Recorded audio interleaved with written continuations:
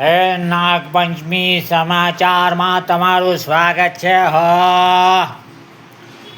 અમારા સંવાદદાતાએ વાર્તાના એપિસોડમાં પહેલી વાર્તા અડધી રાખેલી તે બીજા એપિસોડમાં પૂરી કરી અને હવે આ જે ત્રીજો એપિસોડ છે એમાં એ એક જનરેશન ગેપની નવી જ વાર્તા પેશ કરવા માગે છે, જેથી વિષયની છણાવટ બરોબર થાય.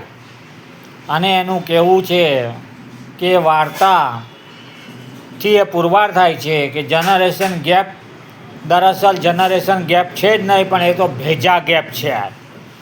અને ભેજું ફક્ત મનુષ્ય પાસે જ છે, બાકી બધા પાસે એવું તિકડમબાદ ભેજું નથી. એટલા માટે ક્યાંય પણ તમને જનરેશન ગેપ દેખાતો નથી.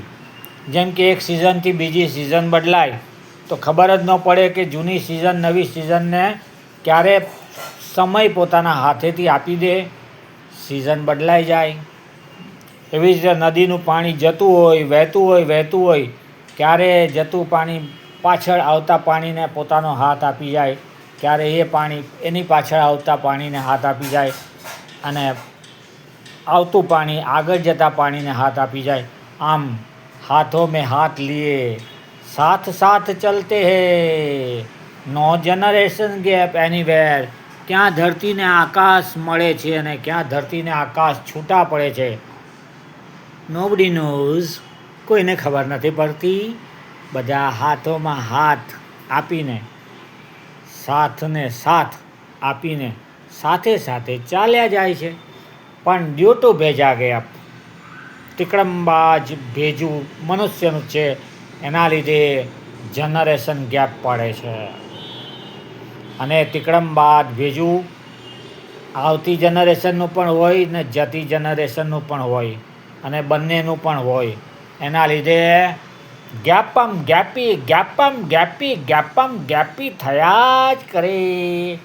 And nobody can solve this problem because everybody is ભેજા gap. Those who are involved in this generation gap are ભેજા ગેપ. તો હવે એની વાર્તા એવી છે, એ વાર્તા કહે છે કે એક ભાઈ હતા, વૃદ્ધ, વિધુર, મધુર, પણ મારા બેટા તમાકુ ખાઈને સિગરેટે પીએ, ફૂંકી મારીને ક્યાંક પીવા મળે તો પીએ લે, એવા હો પાછા મોડર્ન. એનો દીકરો વળી એનાથી મોડર્ન. હા, અને એના વહુ, દીકરાની વહુ, 3 જણા એ લોકો સાથે ઘરમાં રહે. હવે મુંબઈ જેવા શહેરમાં રહેતા આ પરિવારને પાણીની સમસ્યા હંમેશા નડ્યા કરે, કારણ કે પાણી છે ને અમુક ટાઈમ જ આવે. એ ટાઈમમાં ટાંકી ભરાઈ જાય અને પછી એ ટાંકીમાંથી આખો દિવસ પાણી વાપરવાનું હોય. હવે થયું એવું કે નળ જરાક ચૂતો હતો, ટાંકી ખલાસ થવા આવી હતી. એટલે પિતાશ્રીને થયું કે આ ચૂતા પાણી ખલાસ થઈ જશે, ધીમે ધીમે આવે છે, જોઈએ ત્યારે પાણી માટે ઊભા રહેવું પડશે, બહુ વાર લાગશે બાલટી ભરાતા. એટલે એમણે શું કર્યું, નળ ખોલી અને બાલટીઓ ભરી લીધી અને ટાંકી ખલાસ થઈ ગઈ. આ વાત વહુને ખબર પડી એટલે બરાડ્યા એટલે વરને ખબર પડી એટલે વર બરાડ્યા. પછી પોતાનો પટ્ટો કાઢીને કારણ જાણ્યા વગર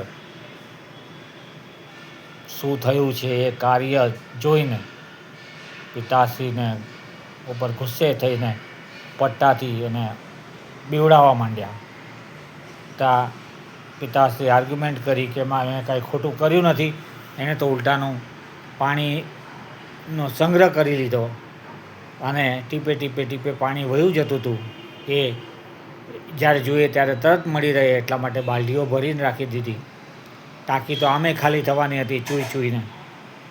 તો છોકરો કે એમ કરીને એને પટ્ટે મારીને મારામારી શરૂ કરી. વૃદ્ધ બિચારા શું કરે, બૂમ કરવા માંડ્યા. પાડોશીઓ આવ્યા છોડાવવા માટે, બધા ભેગા થઈ ગયા. કોઈ કે પોલીસને બોલાવો. તો પછી વાતનું વતેસર થાય એ પહેલાં બધાને શાંત પાડ્યા અને એ જાણી લીધું કે આમાં ભૂલ સમજણ ફેરની છે, ભેજા ગેપની છે. પણ છતાંય બધાએ એમ કીધું ભાઈ જનરેશન ગેપ છે, તમે આને ન સમજો, તમે આને ન સમજો, આને ન સમજો, એમ ન સમજાય એટલા માટે ન સમજાય ત્યારે ઝઘડો ન કરવો એમ કરીને બધાએ શાંત પાડીને બધા પોતપોતાના ઘરે રવાના થઈ ગયા. આ વાર્તા અમને અમારા સંવાદદાતાએ ભેજી છે, મોકલી છે. હવે તમે આમાંથી નિષ્કર્ષ કાઢો અને જુઓ અને ગાઓ. પાણી રે પાણી, હો પાણી, પાણી રે પાણી, હો પાણી રે પાણી, હો પાણી, પાણી રે પાણી.